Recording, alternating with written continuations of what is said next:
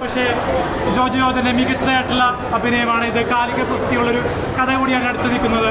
1950 ഒരു ചാപ്പ തൊഴിലാളികളുടെ കഥയുമായി ഒരു കംപ്ലീറ്റ്ലി ഒരു തൊഴിലാളി വർഗത്തിന്റെ സ്റ്റോറി കൂടിയാണ് സിനിമ. തീർച്ചയായിട്ടും എല്ലാവരും കാണേണ്ട സിനിമയാണ്. പിന്നെ പോലീസുകാരുടെ ആക്രമണവും തൊഴിലാളികളുടെ പീഡനങ്ങളും എല്ലാം കാണിക്കുന്നുണ്ട്. സാധാരണ തൊഴിലാളികളുടെ കഷ്ടപ്പാടും ദാരിദ്ര്യവും എടുത്തു പറയുന്ന ചിത്രം കൂടിയാണ് ഈ തുറമുഖം എന്ന സിനിമ.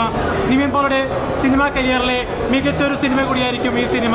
പിന്നെ ഇതിലെടുത്തു വരേണ്ടത് നിവിൻ പോളിയും ഇന്ദ്രിത് സുകുമാർ എന്ന നടന്റെ മികച്ചൊരു അഭിനയം കൂടിയാണ് ഈ സിനിമയിൽ എടുത്തു വരേണ്ടത്.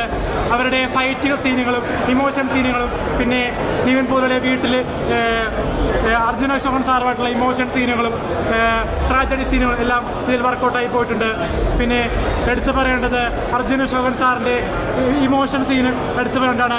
രക്തസാക്ഷിയായി മരിക്കുന്ന സീന് അർജുന അശോകൻ സാറിനുണ്ട്. മികച്ച രീതിയിലാണ് ദൃശ്യവൽക്കരണം ചെയ്തിരിക്കുന്നത്.